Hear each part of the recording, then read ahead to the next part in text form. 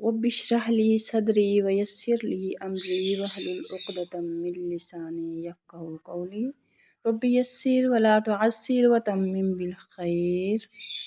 अल्हम्दुलिल्लाहि वक़फ़ा वसलामुन अला इबादिहिल्लज़ीना इस्तफ़ा। अम्मा बअद फ़अऊज़ु बिल्लाहि मिनश शैतानिर रजीम। बिस्मिल्लाहिर रहमानिर रहीम। सुब्हान रब्बिका व रब्बिल इज़्ज़ति अम्मा यसिफ़ून व सलामुन अलल मुरसलीन वल्हम्दुलिल्लाहि रब्बिल आलमीन। अल्लाहुम्मा सल्लि अला सय्यिदिना मुहम्मदिन व अला आलि सय्यिदिना मुहम्मदिन व बारिक व सल्लिम। अस्सलामु अलैकुम व रहमतुल्लाहि व बरकातुहू।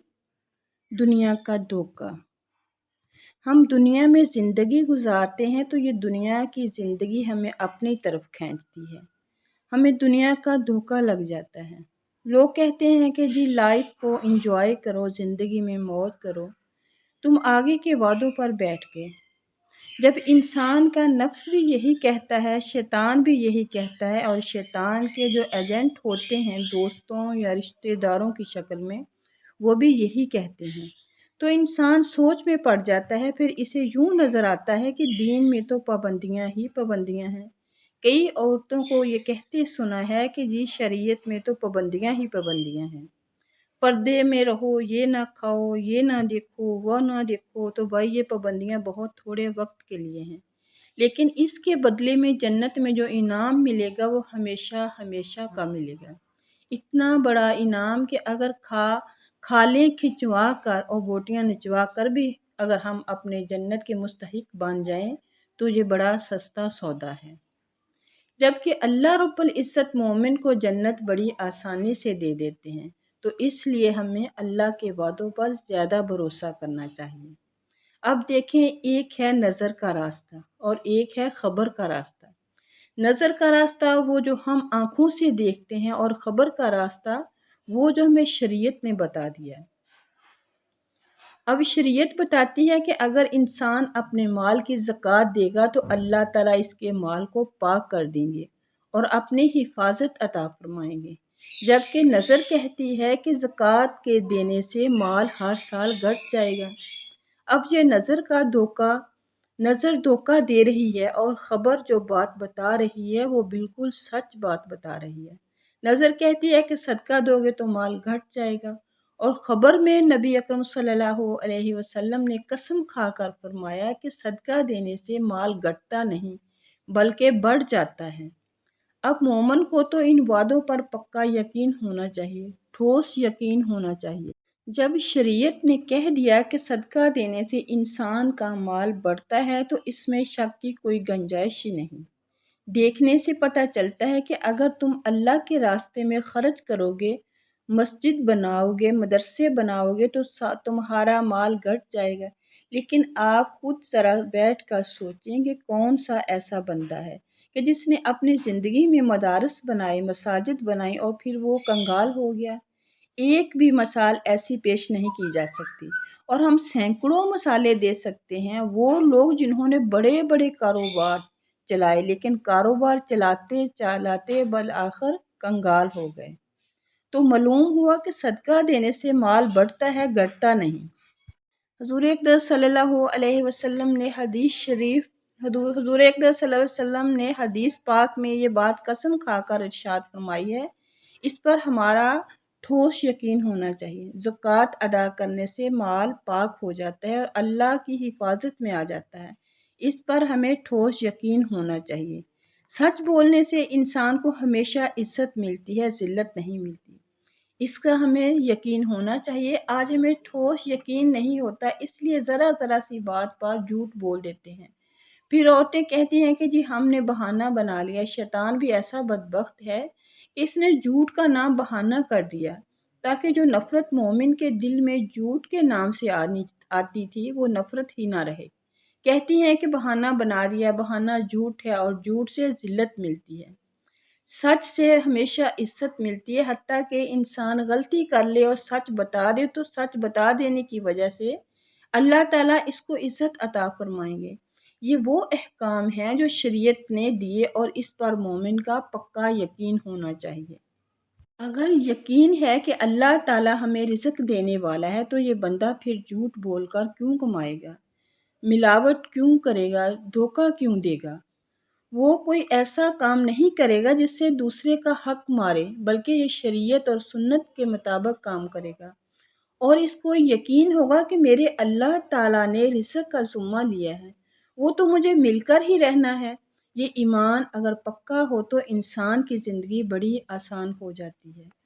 اس ایمان کی حقیقت کو سمجھنے کے لیے ایک دو مثالیں آپ کو قرآن مجید سے سنا دیں۔ توجہ سے سنیں۔ حضرت موسیٰ علیہ السلام فرعون کے جادوگروں کے سامنے کھڑے ہیں۔ جادوگروں نے زمین پر رسیاں ڈالی ہیں۔ خیلوا الیہ من سحرہم انہا تسعی، سورۃ طٰہٰ آیت 66۔ اب وہ جادو کی وجہ سے یوں لگیں جیسے وہ سانپ ہیں اور چل رہے ہیں۔ اب ایسی صورت میں انسان اپنی عقل سے سوچے مجھے کیا کرنا چاہیے۔ عقل کہتی ہے آپ کے ہاتھ میں ایک عصا ہے، ڈنڈا ہے، آپ ڈنڈے کو مضبوطی سے پکڑیں۔ جو سانپ آپ کے قریب آئے آپ اسے ڈنڈا ماریں تاکہ وہ سانپ مر جائے، مگر خیال رکھنا وہ ڈنڈا چھوٹنے بھی نہ پائے اور ٹوٹنے بھی نہ پائے، اس لیے کہ اگر آپ کے ہاتھ خالی ہو گئے تو سانپ آپ کو ڈس لیں گے۔ یہ عقل کہتی ہے۔ حضرت موسیٰ علیہ السلام نے اللہ رب العزت کی طرف توجہ کی، اوپر سے پیغام آ گیا، اے میرے پیارے موسیٰ علیہ السلام، آپ اپنے عصا کو زمین پر ڈال دیجئے۔ اب یہ خبر سن کر عقل چیختی چلاتی ہے، شور مچاتی ہے، کہتی ہے کہ یہ تو امیر کا آخری سہارا تھا، آخری کرن تھی، تم نے اگر عصا ہی زمین پر پھینک دیا تو خالی ہاتھ تمہارا کیا بنے گا؟ آپ رب العزت کے پیغمبر تھے، آپ نے وہی کیا جو رب العزت کا حکم تھا۔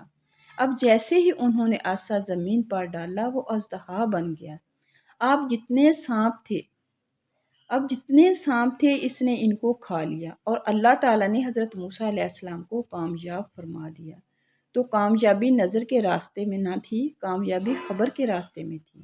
خبر کہتے ہیں جو اللہ رب العزت کی طرف سے وحی آ گئی، حکم آ گیا، اس میں کامیابی ہوتی ہے۔ اب آگے دیکھیے، حضرت موسیٰ علیہ السلام اپنی قوم کے ہمراہ دریائے نیل کے کنارے کھڑے ہیں۔ پیچھے سے فرعون اور اپنے لشکر کو لے کر پہنچ گیا۔ کہا موسیٰ علیہ السلام کے ساتھیوں نے کہ اب ہم ڈر لیے گئے۔ انہیں ایک یقین بری آواز آئی، ہرگز نہیں، میرا رب میرے ساتھ ہے، وہ ضرور میری رہنمائی فرمائے گا۔ چنانچہ ایسے وقت میں عقل سے سوچیں کہ کیا کریں، تو عقل صاحبہ کہے گی کہ اپنے ڈنڈے کو مضبوطی سے پکڑو، تمہارے آگے ہے پانی کا دریا اور تمہارے پیچھے ہے انسانوں کا دریا، درمیان میں سینڈوچ بن چکے ہو، فرعون آ رہا ہے، لہٰذا تم ڈنڈے کو پکڑو اور اس کا مقابلہ کرو، اور یاد رکھنا کہ ڈنڈے کے ساتھ فرعون کو مارنے کی کوشش کرنا تاکہ وہ مرے اور تمہاری جان چھوٹے۔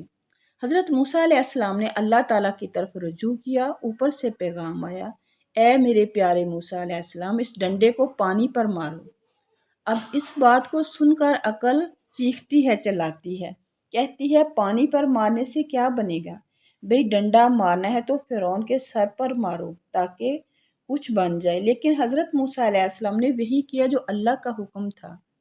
جیسے ہی دریا کے کنارے پانی پر عصا مارا، اللہ نے 12 راستے بنا دیے اور بنی اسرائیل کو اس میں سے گزار کر کامیاب کر دیا، اور فرعون اور اس کے لشکر کو اس میں غرق کر دیا، تو کامیابی نصیب ہوئی خبر کے راستے سے۔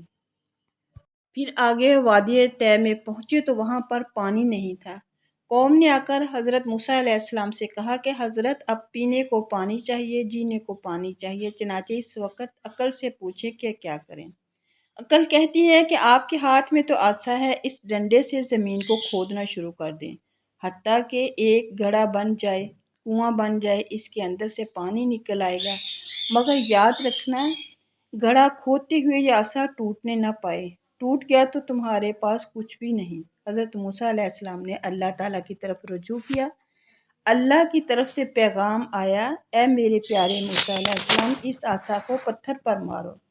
اب یہ بات سن کر عقل چیختی ہے چلاتی ہے، شور مچاتی ہے، عقل صاحبہ کو یہ بات سمجھ میں ہی نہیں آتی۔